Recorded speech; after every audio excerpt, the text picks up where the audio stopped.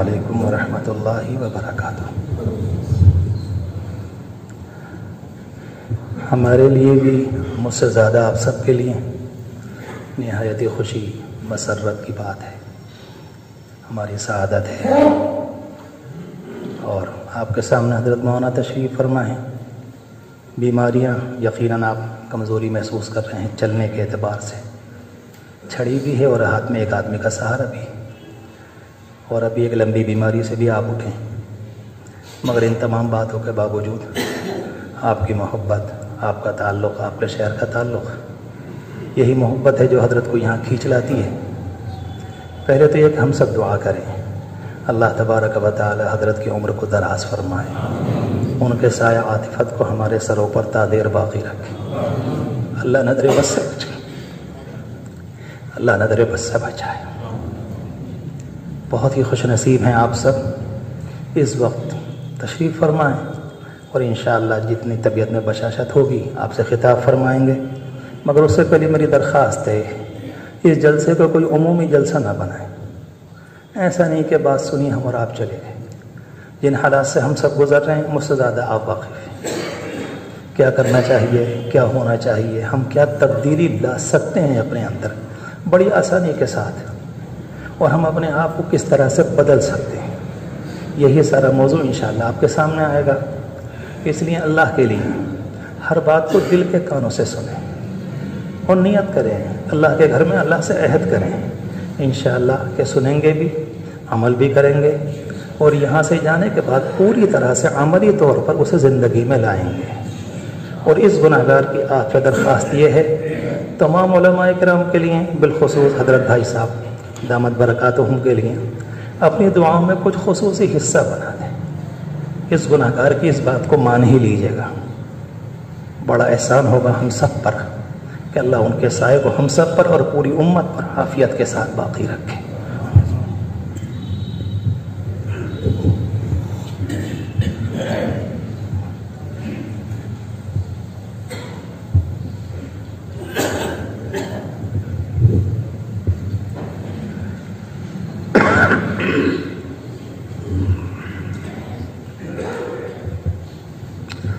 السلام علیکم ورحمۃ اللہ وبرکاتہ۔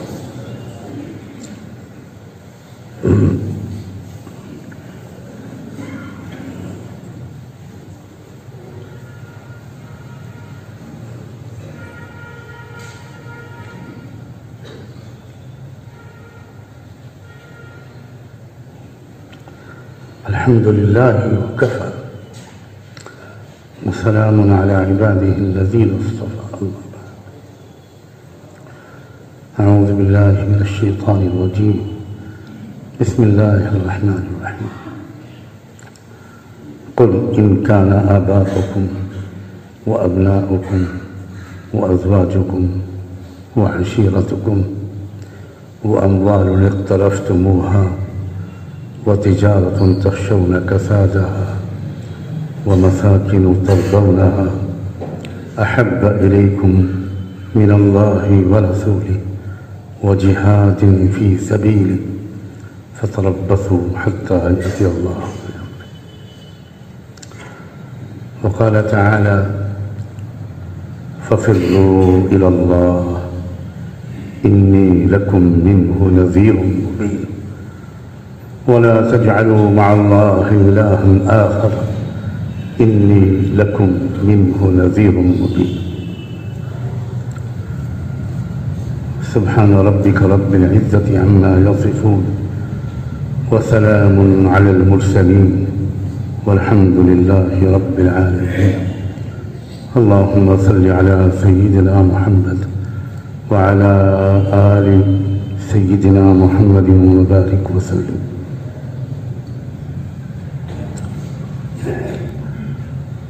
مسلمان کہلانے والی قوم میں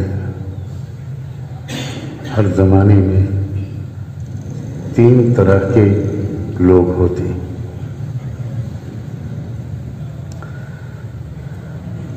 ایک تو وہ لوگ ہوتے ہیں جو سچ مچ حقیقی مسلمان ہوتے ہیں، اسلام میں داخل نہیں ہوتے اسلام ان کے اندر داخل ہو چکا ہوتا ہے، ان کی ہڈی ہڈی بوٹی بوٹی رگ رگ میں اسلام کی محبت ہر چیز سے زیادہ ہوتی ہے۔ وہ تربیت پائے ہوئے ہوتے ہیں، تقوی والے ہوتے ہیں، گناہوں سے دور رہتے ہیں، محتاط زندگی گزارتے ہیں، اپنی ذمہ داریوں کا احساس رکھتے ہیں، ایک باپ کی حیثیت سے، ایک ماں کی حیثیت سے، ایک شوہر کی حیثیت سے، ایک خاندان کے بڑے کی حیثیت سے، بڑوں کا ادب، چھوٹوں پر شفقت۔ ایک تو مسلمانوں کی ایک وہ تعداد ہوتی ہے جو واقعی مسلمان ہوتی ہے، ایمانیات میں بھی، عقیدوں میں بھی، عبادات میں بھی، اخلاق، معاشرت، معاملات میں بھی، اور دل کے جذبات اور تمناؤں میں بھی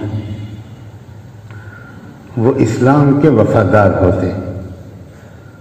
وہ سب کچھ لٹا دیتے ہیں، اسلام پر آنچ نہیں آنے دیتے۔ قربانیاں دینا ان کے لیے آسان ہوتا ہے،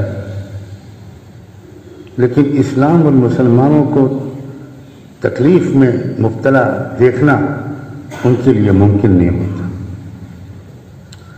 مائیں، ایسی مائیں جو سچی مسلمان ہوتی ہیں، وہ اپنے دودھ پیتے بچوں کو اسلام کے دفاع کے لیے پیش کر دیتی۔ ایسی 20 عورتوں کا تذکرہ ہے رحمت دو عالم صلی اللہ علیہ وآلہ وسلم کو، جن عورتوں کی مبارک آنکھوں نے دیکھا تھا اور جن کے دل میں اسلام کی محبت رچ بس گئی تھی۔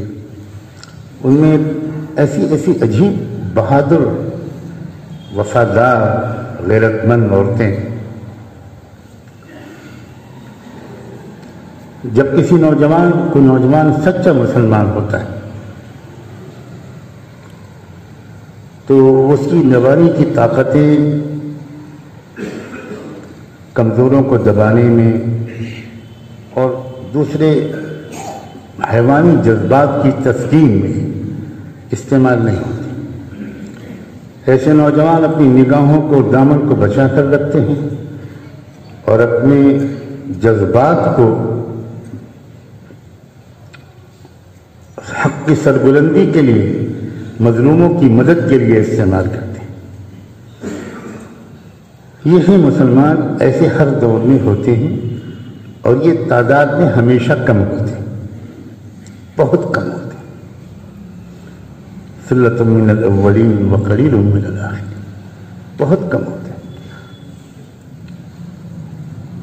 دوسری ایک قسم مسلمانوں کی اور ہوتی ہے، جو جذبات تو ان کے بھی اچھے ہوتے ہیں، تمنائیں ان کی بھی اچھی ہوتی ہیں، وہ انصاف اور اسلام کا غلبہ دیکھنا چاہتے ہیں، سخاوت، ہمدردی، بہادری ان کے اندر بھی ہوتی ہے، لیکن وہ کچھ جسمانی لحاظ سے معذور اور کمزور ہوتے ہیں۔ وفاداری ان کی پوری ہوتی ہے پہلے قسم کے مسلمانوں کی طرح۔ وفاداری میں کوئی تقسیم نہیں ہوتی، کوئی بٹوارا نہیں ہوتا۔ ان کی وفاداری اسلام کے ساتھ ہوتی ہے۔ اگر ان کے ماں باپ بھی اسلام کے خلاف ہیں تو وہ اسلام کے وفادار ہوتے ہیں، ماں باپ کے حامی نہیں ہوتے۔ ایک نوجوان تھا، اور میں تھا کہہ رہا ہوں صرف اس لیے کہ میں نے لفظ نوجوان بولا ہے، ورنہ ساری دنیا کے بزرگوں کی عزتیں اس نوجوان کے قدموں پر قربان۔ اس کا نام تھا عبداللہ، اور اس کا باپ تھا اسلام کا دشمن۔ بہت لمبے سفر پر نکلے تھے جب رحمت دو عالم صلی اللہ علیہ وآلہ وسلم بہت بڑی تعداد میں سچے مسلمانوں کو لے کر، یہ جو غزوہ تبوک ہے، غزوہ تبوک کی ایک خصوصیت یہ ہے کہ اس نے مدینے کے معاشرے کے تینوں قسم کے لوگوں کو بالکل ایک ایک کو آئیڈینٹیفائی کر دیا تھا، ایک ایک کو بالکل شناخت اس کی نام کے ساتھ، کیا نام ہے، باپ کا نام کیا ہے، ان سے قبیلے کا ہے. یہ غزوہ تبوک کا خاص مقصد معلوم ہوتا ہے، ایک مقصد بہت بڑا یہ بھی معلوم ہوتا ہے. اور اس کی طرف سورہ توبہ میں بہت واضح اشارے، 30,000 صحابہ کو لے کر نکلے تھے اللہ کے رسول صلی اللہ علیہ وسلم. اور اس وقت مدینے میں تینوں قسم کے مسلمان تھے، اور حضور یہ چاہتے تھے کہ میرا وقت اب زیادہ بچا نہیں ہے، تو مدینے کے اندر تینوں قسم کے مسلمان یہ کھل جائے حقیقت کون کس کیٹیگری کا ہے. اور وہ بہت کام آیا. میرا موضوع اس وقت یہ نہیں ہے کہ وہ پہچان پورے خلافت راشدہ کے دور میں کام آئی. تو دوسرے قسم کے مسلمان ہوتے ہیں کہ جو وفادار ہوتے ہیں، وہ بھی مخلص ہوتے ہیں، وہ بھی متقی ہوتے ہیں، اچھے ہوتے ہیں. ان کی وفاداری بالکل بٹی ہوئی نہیں ہوتی. وہ اللہ اور اللہ کے رسول کے اور اسلام کے وفادار ہوتے ہیں. وہ انصاف کا اور حق کا غلبہ چاہتے ہیں. لیکن کچھ وجوہات سے کچھ چیزیں ہوتی ہیں، کچھ معذوری ہوتی ہے. بہت زیادہ مجاہدہ، بہت زیادہ پرمشقت کام نہیں کر سکتے، سامنے سے دشمن سے ٹکر نہیں لے سکتے، ایسے بھی لوگ ہوتے ہیں. کچھ بوڑھے ضعیف ہیں، جذبات بہت ہیں. عورتیں طرف نہیں ہیں، بار بار اجازت مانگ رہی ہیں کہ اللہ کے رسول اکیلے مرد شہید ہو رہے ہیں اور ہم لوگ گھر میں بیٹھے ہوئے ہیں، ہمیں اجازت دے دیجیے. اللہ کے رسول بار بار عورتوں کی طرف سے درخواست آتی تھی. اور حضور کو یہ تک فرمانا پڑا، اے عورتوں، حج میں جانا یہی تمہارا جہاد ہے. یہ تک ان کو تسلی دینے کے لیے کہنا پڑا. دروازے پر ایک عورت کھڑی نظر آئی. حضور نے کہا، حضرت بلال سے کہا کہ ذرا جاؤ، یہ اندر بھی نہیں آ رہی، کیا بات ہے، باہر کھڑی ہوئی ہے یا پوچھ کیا ہو. حضرت بلال جب گئے تو رو رہے تھے، واپس آتے ہوئے جواب نہیں دے پائے حضور کو. ہچکیوں سے رو رہے تھے. حضور نے کہا کہ بلال صبر کرو، مجھے بتاؤ کیا کہا اس نے. انہوں نے کہا کہ وہ ایک چھوٹے سے بچے کو گود میں لیے ہوئے، اور اس نے کہا کہ میرے کان میں آواز پڑی ہے کہ حضور نے اعلان کروایا ہے کہ ایک بڑی مہم پر جانا ہے، ہر گھر سے ایک مرد کا آنا ضروری ہے. میرے گھر میں کوئی مرد نہیں ہے، میرے شوہر اللہ کے راستے میں شہید ہو چکے ہیں، یہی بچہ ہے میرے گھر میں اس کو لے کر آئی.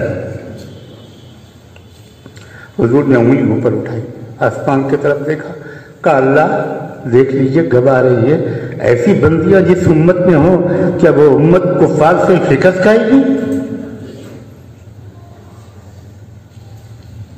عورت ہے، جا نہیں سکتی. جذبات دیکھو، وفاداری دیکھو، ہمت دیکھو، تمنائیں دیکھو. وہ یہ سوچ سکتی تھی کہ یہ میرا بیٹا میرا اکیلوتا سہارا ہے، میرے گھر میں کوئی ہے ہی نہیں.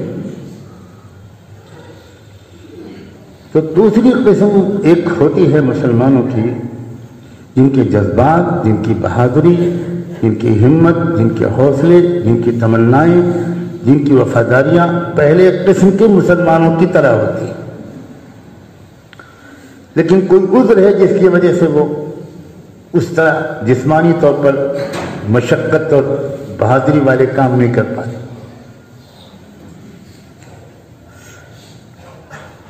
اس دوسری قسم میں بھی ایسے لوگ ہوتے تھے جو بھول جاتے تھے کہ ہم معذور ہیں. احد کا میدان سج رہا ہے،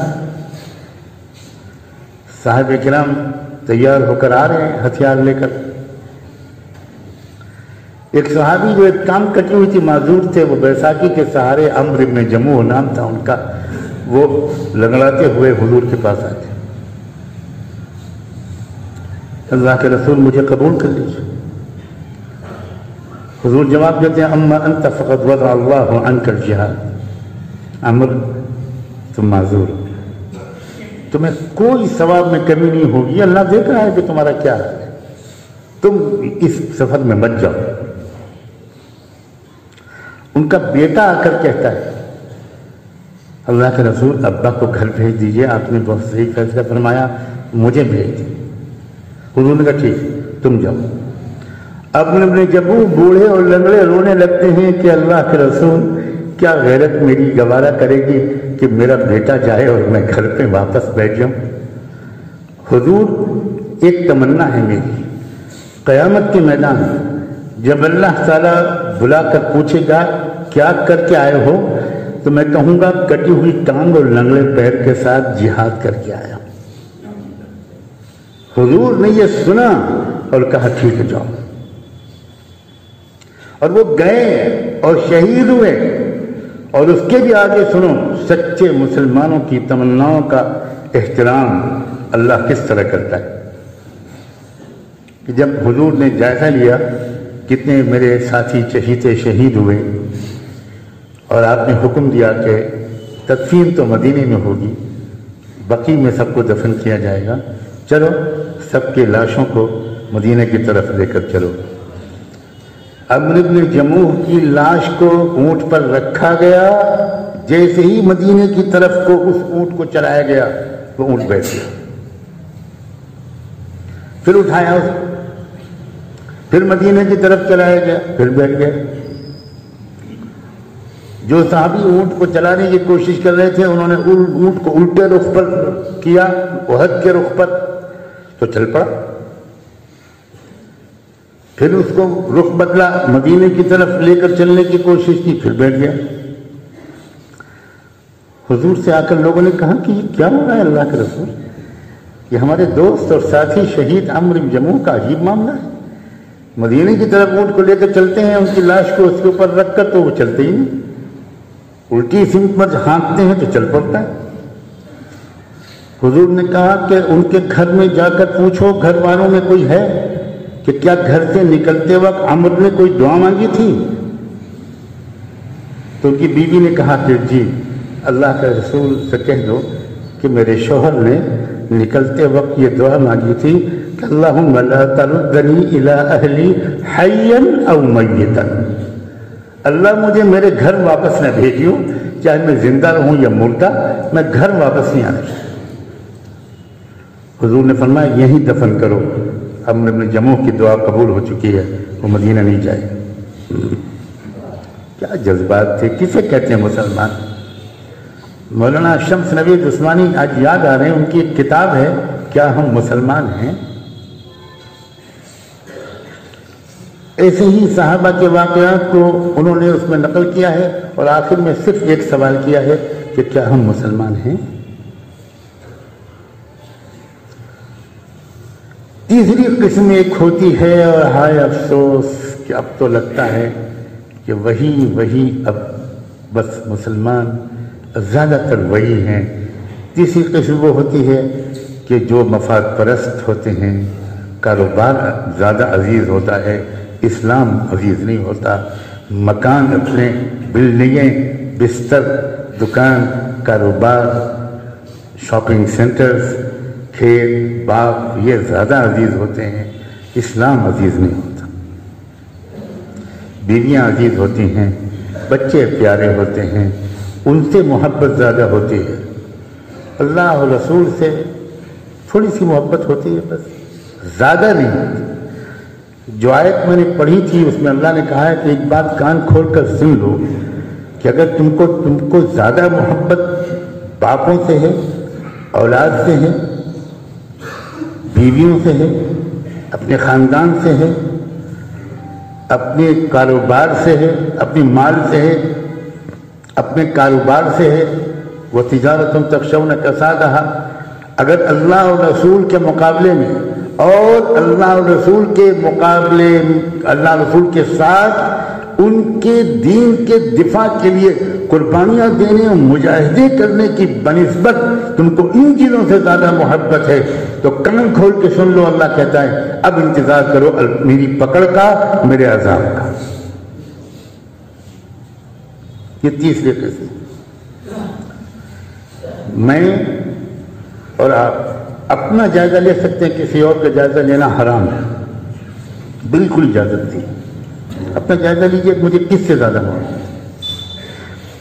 تقابل کیا اللہ تعالیٰ نے، محبت کا دعویٰ قبول نہیں کریں گے اللہ تعالیٰ، بالکل تو قبول نہیں کریں گے۔ اللہ ہمیں آپ سے بہت محبت ہے، اللہ ہمیں آپ کے رسول سے بہت محبت ہے، ثبوت پیش کرو، بتاؤ کیا ثبوت ہے؟ آپ بیوی کے حقوق نہ ادا کریں اور کہیں تم سے محبت ہے، بیوی قبول کرے گی؟ یہ تیسری قسم کے مسلمان، ان کو قرآن مجید نے کہا ہے یہ بدترین درجے کے منافق ہیں، اور یہ بھی کہا ہے کہ جاہد الکفار والمنافقین واغلظ علیہم، ان منافقین کا حشر کفار کے ساتھ ہوگا۔ اب ایک بات اور میں عرض کروں، وقت اللہ کرے زیادہ نہ لوں، جب اسلام کے غلبے کا وقت قریب آتا ہے، جب حق کے غلبے کا وقت قریب آتا ہے، جب ظلم کے خاتمے کا وقت قریب آتا ہے، جب کفر کے کلمے کے پست ہونے کا وقت قریب آتا ہے، جب دنیا میں امن و انصاف اور کلمہ توحید کے غلبے کا وقت قریب آتا ہے، تب اللہ تعالیٰ چھٹائی کا پروسیس شروع فرماتے ہیں۔ یہ ذہن میں رکھیے، اس سے پہلے تک تینوں قسم کے مسلمان ملے جلے رہتے، بالکل ملے جلے، ایک گھر میں تینوں قسم کے مسلمان پائے جاتے، ایک مسجد میں تینوں قسم کے مسلمان، ہر جماعت اور دینی اجتماع میں تینوں قسم کے مسلمان، ہر نشست میں تینوں قسم کے مسلمان، سب کچھ سب ایک ساتھ ہوتا، سب ملے جلے رہتے کوئی۔ لیکن جب وہ وقت آتا ہے کہ جب اب دودھ الگ ہوگا اور پانی الگ ہوگا، جب اسلام کے غلبے کا وقت، میری بات کو غور سے سننا، بہت امید کے ساتھ اس مسجد میں نے یہ بات چھیڑی، بہت عظیم لوگوں کی طرف یہ مسجد منسوب ہے، اور مجھے انتہائی خوشی ہے، میں بیان نہیں کر سکتا کہ خاندانی وراثت اور ہمارا بھائی مولانا عبد المومن سنبھالے ہوئے، اللہ ان کی عمر میں برکت کرے اور خوب فیض پہنچائے، خوب آپ لوگوں کے قدر کی توفیق دے۔ ہم لوگ عام طور پر نعمتوں کی قدر زندگی میں نہیں کرتے، یہ ہماری مصیبت ہے، ہم کسی نعمت کسی شخصیت کے قدر کے لیے اس کے انتقال کا انتظار کرتے ہیں۔ میں پھر دہراتا ہوں، جب اسلام کے غلبے کا وقت آتا ہے، جب کفر کے کچل جانے کا وقت آتا ہے، جب نظم عالم الٹ کر دینے کا وقت اللہ کے بنائے ہوئے پروگرام کے مطابق آ جاتا ہے، باطل کا غلبہ نہیں، کفر کا غلبہ نہیں، ظلم کا غلبہ نہیں، الٹی بات میں کر رہا ہوں، جب کفر کا خاتمہ، جب باطل کے کلمے کے کچل جانے کا اور اسلام کے اور حق کے اور انصاف کے اور امن کے قائم ہو جانے کا وقت جب قریب آتا ہے، تو ہمیشہ اللہ کا معمول ہے یہ ملے جلے تینوں قسم کے مسلمانوں کے ذریعے کبھی بھی حق کا غلبہ نہ ہوا ہے نہ ہوگا۔ اس سے پہلے اللہ تعالیٰ ایک پروسیس شروع کرتے ہیں، ایک ترتیب ہے اللہ تعالیٰ کی، وہ یہ کہ چھانٹ دوں گا میں پہلے قسم کے مسلمانوں کو الگ کر دوں گا، اور دوسرے قسم کے مسلمان بھی پیچھے پیچھے ان کے ساتھ رہیں گے، لیکن تیسرے قسم کے ایک انسان کو بھی میں اپنے مقبول بندوں اور بندیوں کے ساتھ کھڑے رہنے کی اجازت نہیں دوں گا۔ پھر میل تو چھٹے گا الگ، اور اس کا طریقہ کیا ہوتا ہے؟ اس کا طریقہ اللہ کی طرف سے یہ ہوتا ہے کہ کفر ظلم شروع کرتا ہے، ستانا شروع کرتا ہے، بڑھتا چلا جاتا ہے ظلم، ٹارچر ہوتا ہے، چلتے پھرتے مسلمانوں کو مارا جاتا ہے، جیلوں میں ٹھوسا جاتا ہے. یہ طریقہ ہے اللہ کا. یہ فلاں حکومت کر رہی ہے، فلاں حکومت کر رہی ہے. یہ ظاہری طور پر ہم کو اسباب کے اعتبار سے کچھ کام کرنا ہماری ذمہ داری ہے، لیکن میں سمجھا رہا ہوں یہ اللہ تعالیٰ کا ہمیشہ سے یہ سسٹم ہے. اُذِينَا مِن قَبْلِ أَن تَأْتِيَنَا وَمِن بَعْدِ مَا جِئْتَنَا. بنو اسرائیل کے لوگوں نے موسیٰ علیہ السلام سے کہا تھا کہ پہلے بھی ہم ذلیل سمجھے جاتے تھے، فرعون کے لوگ ہم کو دلتوں سے زیادہ بدتر سمجھتے تھے، ہمیں غلامی کی زنجیروں میں جکڑ رکھا تھا. آپ آئے، ہم نے آپ پر ایمان ہم نے قبول کیا، ہم نے آپ کا ساتھ دیا، اس کے بعد بھی وہی ظلم ہم پر ہو رہا ہے. وہ ظلم اور ظلم میں فرق تھا. چنانچہ موسیٰ علیہ السلام نے بعد میں جو جوابات دیے اور بعد میں اس قوم کی تاریخ نے جو مرحلے طے کیے تو اس نے بتایا کہ بہت فرق تھا ان دونوں قسم کو ظلم میں. چھٹائی لازمی ہے. لِيَمْحِصَ اللَّهُ الَّذِينَ آمَنُوا لِيَمِيزَ اللَّهُ الْخَبِيثَ مِنَ الطَّيِّبِ. قرآن نے 20 جگہ یہ بات بیان کی. چھٹائی تب ہوتی ہے، یہ بات میں تیسری چوتھی بار دوہرا رہا ہوں، جب اسلام کے غلبے کا وقت قریب ہوتا ہے. اس وقت اللہ تعالیٰ یہ برداشت نہیں کرتے کہ تیسری قسم کے لوگ یہ دوسری اور پہلی قسم کے والوں کے ساتھ رہے. احد کی جنگ میں اللہ کے رسول نکلے صحابہ کو ساتھ میں لے کر، اور یہ تیسری قسم کے لوگ بھی ساتھ تھے جو اندر سے کچھ اور تھے، اوپر سے کچھ اور تھے، اور یہ بھی ساتھ چلے. مگر راستے میں 300 اس تیسری قسم کے لوگ حضور کا ساتھ چھوڑ کے الگ چلے گئے. کیوں الگ چلے گئے؟ اس لیے کہ اللہ کے نظام کے مطابق ممکن ہی نہیں تھا کہ یہ تیسری قسم کے لوگ اس فتح کے وقت میں ان کے ساتھ رہیں. یہ ممکن نہیں، یہ اللہ تعالیٰ کبھی نہیں ہونے دیتے. مسلمانوں، خدا کے لیے اس بات کو غور سے سمجھو کہ یہ تیسرا یہ وہ دور ہے جب اللہ تعالیٰ نے فیصلہ کر لیا ہے ایک ایک کو چھانٹ کے رہوں گا، چاہے وہ خادم الحرمین الشریفین ہوں، اور چاہے وہ کعبے کے لباس کے متولی ہوں، اور چاہے وہ بڑے بڑے عرب لوگ ہوں اور کعبے کے ممبر پر کھڑے ہو کر نصیحت کرنے والے ہوں، اور چاہے وہ کہیں کے لوگ ہوں، ایک بھی نہیں چھوڑیں گے اللہ. سب تھوڑے سے مٹھی بھر لوگ ہوں گے جن کو اللہ چن لیں گے، اور ان کے ذریعے سے پوری دنیا کے اندر ایسا انقلاب آ جائے گا کہ شجر و حجر بھی حیران رہ جائیں گے. یہ کیا ہو گیا؟ یہ سسٹم ہے اللہ کا. چھٹائی شروع ہو چکی ہے بڑی تیزی کے ساتھ، اور شروع بھی اللہ نے کہاں سے کی ہے چھٹائی؟ میرے منہ پر الفاظ نہیں آ سکتے کہ کہاں سے چھٹی ہوئی ہے. بدا الاسلام غریباً وسیعود غریباً کما بدا. وہاں سے چلا. اللہ تعالیٰ کے کوئی جائے نہیں. تم ہاشمی ہو، تم مطلبی ہو، تم مکی اور مدنی ہو، تم قریشی ہو، اور تم فلاں ہو، اور تم سعودی ہو، اور تم یہ ہو اور وہ ہو، ہم تمہاری اندرون کی باتوں کو جانتے ہیں. وَمَن يَتَوَلَّهُ مِنكُمْ فَإِنَّهُ مِنْهُمْ. یہ ہے دور، یہ عام دور نہیں ہے، یہ چھٹائی کا زمانہ ہے. آخری موقع ہے سنبھلنے کا، آخری موقع ہے توبہ کا، اور اپنی وفاداری کو ٹھیک کرنے کا. صرف ٹوپی پہن لینے کا نام بدلنا نہیں ہے، صرف کرتا پجامہ اور داڑھی کا نام بدلنا بالکل نہیں ہے. ہمیں جائزہ لینا پڑے گا کہ کیا ہم اسلام کے وفادار ہیں یا اپنی پارٹی کے وفادار ہیں، اپنی سیاسی پارٹی کے وفادار ہیں، اپنے لیڈر کے وفادار ہیں، اپنے پیٹ و شرمگاہ کے وفادار ہیں، اپنی ذاتی انٹرسٹ اور اغراض کے وفادار ہیں. قدم قدم پر ٹکراؤ ہوگا، قدم قدم پر ٹکراؤ ہوگا. ایک طرف تقاضا ہوگا اسلام کی وفاداری کا، اس میں ممکن ہے تکلیفیں آئیں، بالکل آئیں، بالکل آئیں.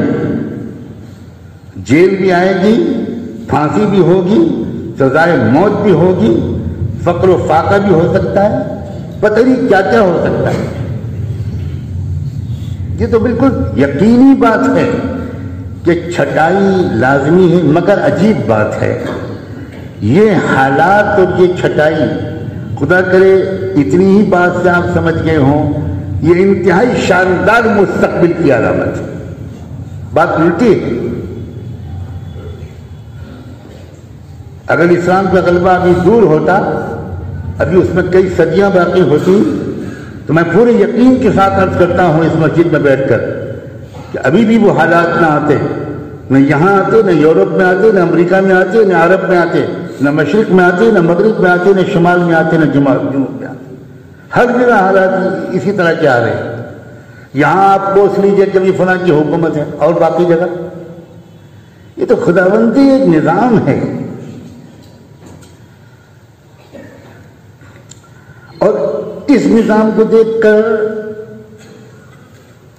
ڈر اور خوف، مایوسی اور پریشانی، اب کیا ہوگا، یہ لوگ کیا کر رہے ہیں، یہ حکومت کیا کر رہی ہے، آئندہ مسلمانوں کا مستقبل اس ملک میں کیا ہوگا، اسلام کیسے بچے گا، یہ سوالات ان کے ذہن میں آ رہے ہیں جو پہلے قسم کے مسلمانوں والی تربیت پائے ہوئے ہیں، یہ ان کے ذہن میں۔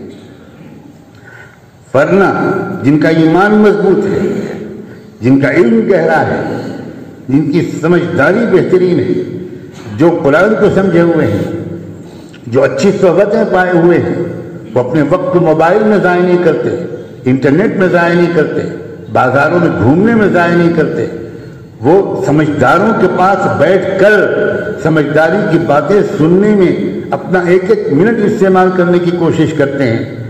ان کا بالکل الٹا خیال ہے، ان کا حال اس وقت کے حالات میں یہ ہے کہ ایسا لگتا ہے کہ اندھیرا بڑھ رہا ہے، تو اس کا مطلب یہ ہے کہ اب صبح روشن قریب ہے۔ بالکل الٹا تاثر ہے ان کا۔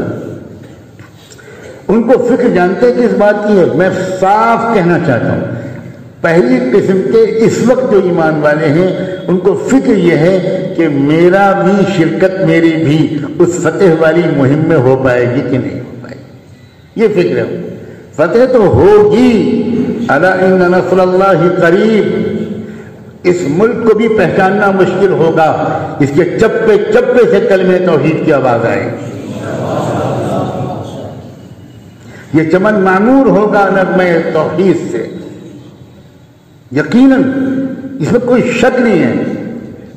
فکر جو ہے اس پہلی قسم کے لوگوں کو وہ یہ کہ میری شرکت، میری اولاد کی شرکت، میرے جگر کے ٹکڑوں کی شرکت، میرے شاگردوں کی شرکت، میرے دوستوں کی شرکت، میرے قریبی لوگوں کی شرکت اس مہم میں ہو پائے گی کہ نہیں ہوگی۔ ہم تو نہیں کان پکڑ کے نکال دیے جائیں گے، ہم تو نہیں محروم کر دیے جائیں گے کہ نہیں تم نہیں شریک، تم اس قابل نہیں، ہم تم کو خوب پہچانتے ہیں، ہم تم کو خوب پہچانتے ہیں۔ لا تخرجوا، کیا ہے وہ جو کہا گیا تھا ان منافقین سے،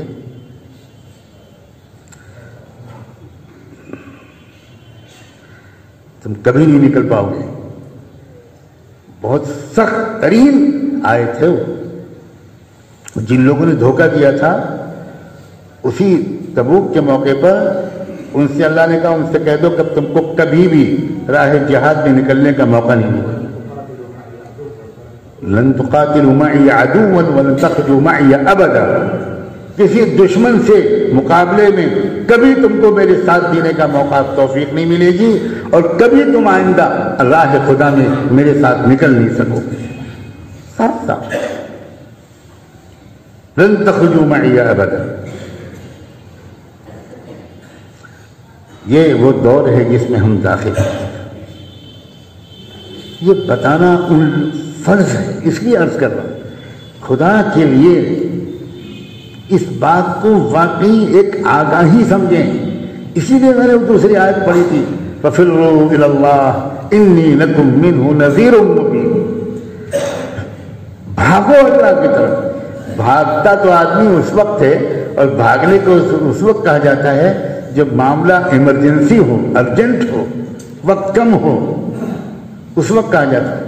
تب اللہ تعالیٰ نے قرآن میں فرمایا فَفِرُّوا إِلَى اللَّهِ، بھاگو اللہ کی طرف، وقت کم ہے۔ إِنِّي لَكُمْ مِنْهُ نَذِيرٌ مُبِينٌ، محمد حضور سے کہا گیا کہ یہ کہو کہ میں تم کو صاف صاف آگاہ کرنے کے لیے آیا ہوں. آگاہ کرنا، وارننگ دینا، بتانا کہ آگے کیا ہونے والا ہے، منزل آخری کیا ہے، راستہ کیا ہے. یہ وہ دور ہے. آپ خود سوچئے ہم میں سے کتنے لوگ ہیں جو ایمانداری سے یہ کہہ سکتے ہیں کہ اللہ کا شکر ہے میں پہلی قسم کے مسلمانوں میں سے. ہے کوئی؟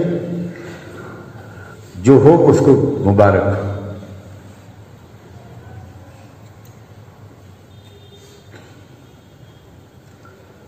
اصل اسلام کس کو کہتے ہیں بھائی؟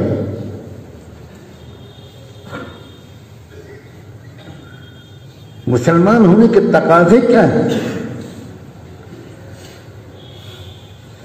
عام حالات میں تو سب، لیکن جب مقابلہ ہوتا ہے تب حقیقت کھلتی ہے. یوں تو مقتل میں تماشائی بہت آتے ہیں، یوں تو مقتل میں تماشائی بہت آتے ہیں، آؤ اس وقت کے جس وقت پکارے جاؤ.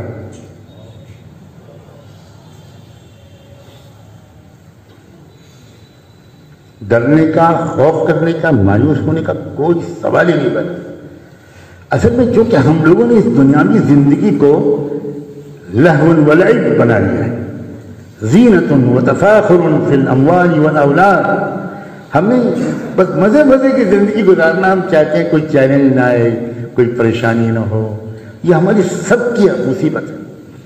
ہم نے اس دنیا کو غلط سمجھا ہے. حضور فرما رہے ہیں دنیا سجن المومن. یہ دنیا مزے مزے سے جینے کے لیے بنائی نہیں گئی.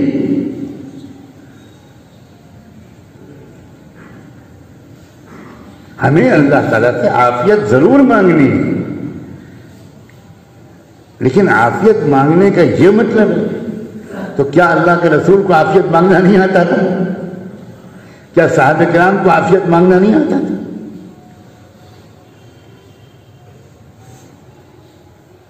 ہمتیں بلند کیجیے، اپنے آپ کو پہلی قسم میں لانے میں دیر مت کیجیے. کچھ پتہ نہیں کہ کس وقت یہ دروازہ بھی بند ہو جائے کہ بس جو آ چکے وہ آ چکے، اب نہیں. بھاگ بھاگ کے دینی مجلسوں میں چاہیے. فضول وقت مت ضائع کیجیے. روزانہ کتنے اچھے دینی کتابوں کا مطالعہ آپ کر سکتے ہیں مگر نہیں کرتے. کتنا وقت ضائع ہو رہا ہے اللہ کی پناہ.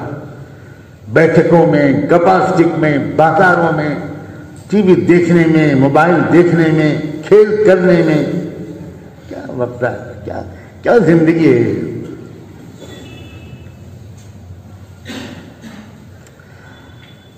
اللہ تعالیٰ دکھا رہے ہیں، میرے اشارے کو سمجھنا.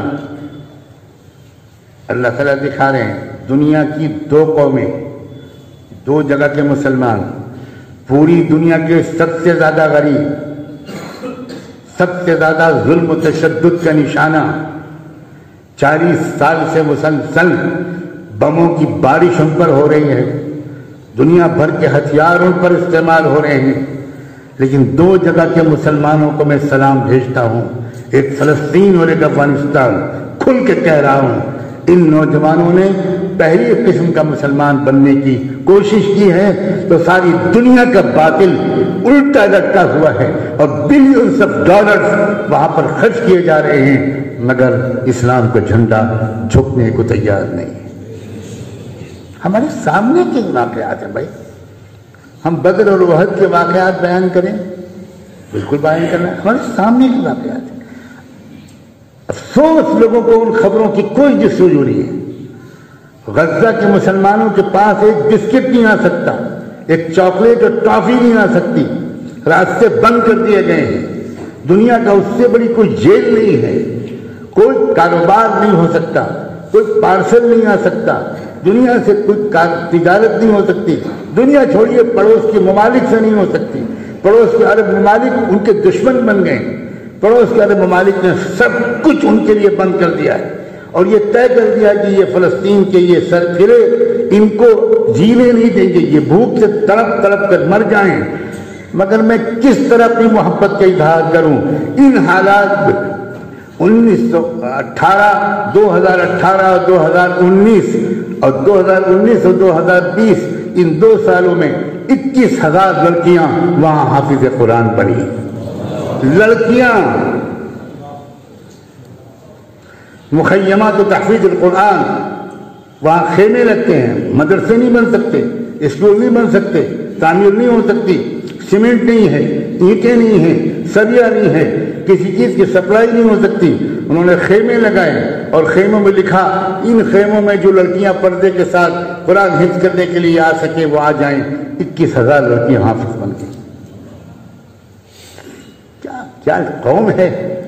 ان لوگوں نے طے کر لیا ہے کہ ہمیں جینا ہے مسجد اقصیٰ کی حفاظت کے لیے، ہمیں جینا ہے اللہ کی رضا کے لیے، ہمیں جینا ہے شہید مغفرت پانے کے لیے۔ چھوٹا سا علاقہ، مٹھی بھر لوگ، مگر ساری دنیا کی طاقتیں ان سے ایمان کو چھیننے اور سودا کرنے اور دبانے میں لگی ہوئی ہیں، مگر پہلے قسم کے مسلمان ہیں وہ۔ میرا یقین ہے یہ، اللہ اس یقین کی لاج رکھے۔ طے کرنے کی بات ہے بھائی، طے کرنے کی بات ہے۔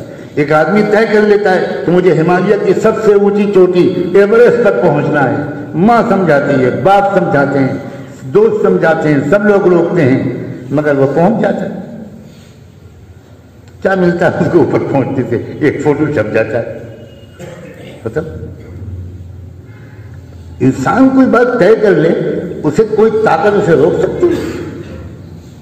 طے نہیں کر رہے ہیں ہم لوگ، صرف بیان سن رہے ہیں، صرف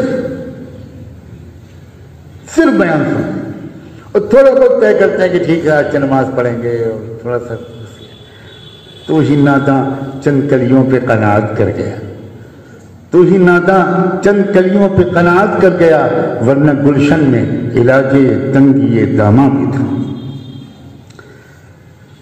بس دعا ہے کہ اللہ تعالیٰ ان باتوں کو جو میں عرض کر رہا ہوں بغیر استحقاق کے بک رہا ہوں، جنوں میں کیا کیا کچھ تو سمجھے خدا کرے کوئی۔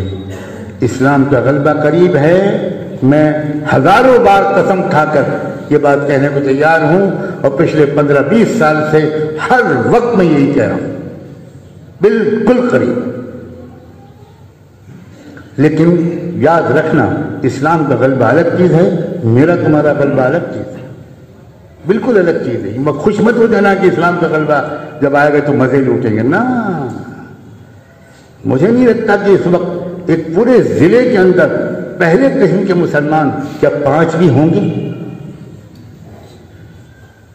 5 بھی میں نے شاید زیادہ کہتے ہیں، جو پہلی قسم ہے مسلمان کی، وہ بننے کی ضرورت ہے۔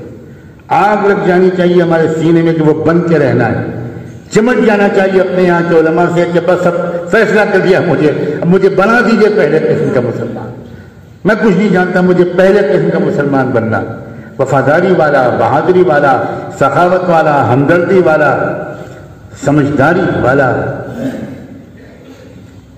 میں اپنے گھر والوں کے بھی حقوق ادا کروں گا، لیکن میں پہلے قسم کا مسلمان بنتے ہوئے حقوق ادا کروں گا۔